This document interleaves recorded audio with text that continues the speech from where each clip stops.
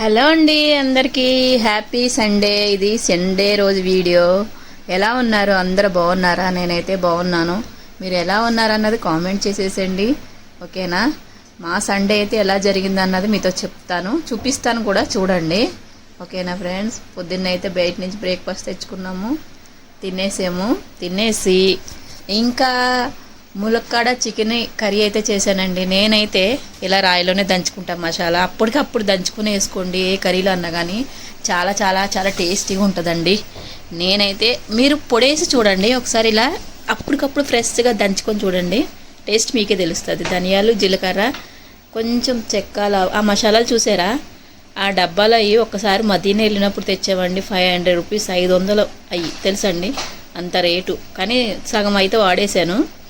ఇంకా కొన్ని క్వాంటిటీ తక్కువ కదండి చికెన్, అందుకే కొద్దిగానే మసాలా పొడి కూడా కొట్టి అయితే పెట్టుకుంటాను. ఎమర్జెన్సీలో ఉంటే పొడి వేసేస్తాను. ఇదైతే ముద్ద నూరుకొని ఇంకా కొత్తిమీర చపాతీ చేశానండి నేను. కొత్తిమీర కాంబినేషన్ సండే స్పెషల్ ఉండాలి కదా, అందుకనే చికెన్ ములక్కడ కర్రీ అయితే చేశాను. కొత్తిమీర చపాతీ, ప్లెయిన్ చపాతీ కాకుండా పరాటా, కొత్తిమీర పరాటా అంటారు. దానికోసం అయితే పిండి తడిపేసుకున్నాను. ఇంకా పిండి తడిపేసుకొని పక్కన పెట్టేశానండి. పక్కన పెట్టేసి ఇంకా కర్రీ అయితే చేసేసుకున్నాను. కర్రీ అయితే నేను వీడియో అయితే తీయలేదు. ఇంకా చపాతీ చేసేసుకొని పరాటా, ఇంకా మధ్యాహ్నంకి అయితే అలా కానిచ్చేసాము లంచ్. మరి సండే రోజు మీరు ఏం చేశారన్నది కామెంట్ చేయండి, ఓకేనండి? మా సండే అయితే ఇలా అయితే చేసుకున్నాము. ఏం చేసాము? కొత్తిమీర పరాటా, చికెన్ ములక్కడ కర్రీ కదండి. సండే అంటేనే స్పెషల్. చూడండి ఎలా ఉందో చికెన్ ములక్కడ కర్రీ. నేనైతే వీడియో అయితే పెట్టలేదు. ఇంకా మధ్యాహ్నంకి అయితే తినేసి ఇంకా ఏం చేసాము తెలుసా? ఇంకా సాయంత్రం కూడా అయితే కర్రీ అయితే ఉందండి, అన్నం అయితే వండాను, ఓకేనా? వచ్చిందని చెప్పాను కదా, అంటే నేను ఏం చేశానంటే ఫస్ట్ ఇది రిటర్న్ పెట్టేసాము. సరే ఇది వచ్చి లోపలికి ఇది కూడా వస్తుందని ఇది బుక్ చేసేసాను, కానీ ఇది రిటర్న్ అయితే వెళ్ళలేదు. ఇది మాత్రం వచ్చేసిందండి. ఇది కూడా ఎలా ఉందో చూద్దాం, మంచిగా ఉండాలి. ఇదైతే వెళ్ళలేదు రిటర్ను.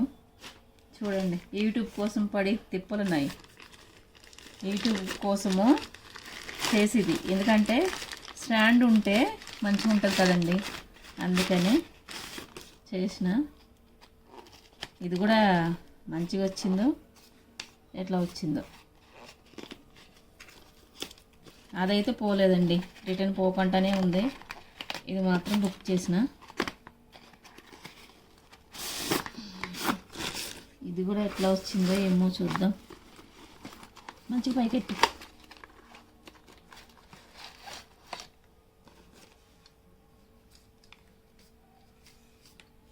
ఇదైతే బాగుందండి. అట్లా తీగునానా, ఇదైతే మంచిగానే ఉంది. చూడండి, దీనికి ఇది లేదండి. ఇది ఉంది కదా, ఇట్లా పెట్టు. దీనికి చూడొస్తారా, ఒక గ్రిప్ లేదు. ఇది తీసుకోవడం కూడా వేస్ట్ కదండి, అందుకని ఇది నేను రిటర్న్ పెట్టేశాను. వస్తా అన్నారు, ఇదైతే వెళ్ళిపోతుంది. ఇది మాత్రము ఉందో చూసారా, ఎట్లా ఎట్లా ఎలా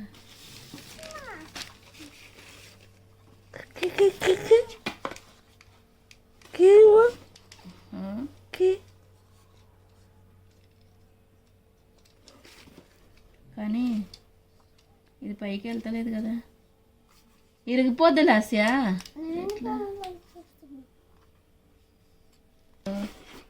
పెద్దగా అయితే లేదు, కొద్ది చిన్న స్టాండ్ చాలే ప్రస్తుతానికైతే.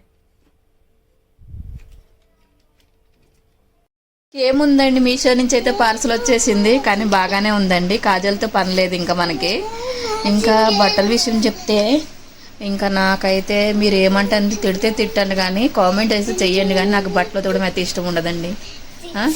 ఎందుకంటే పెద్ద పని బట్టలు ఉతకడం అంటే. మీకు ఇష్టమేనా? కామెంట్ చేయండి. నాకైతే బట్టలు ఉతకడమే ఒకటి ఇష్టం ఉండదండి, నాకు అన్నీ ఇష్టం ఉంటుంది. కానీ ఇంకా ఇష్టం ఉన్నా లేకపోయినా తప్పదు కదా, మన లేడీస్ కంటేనే.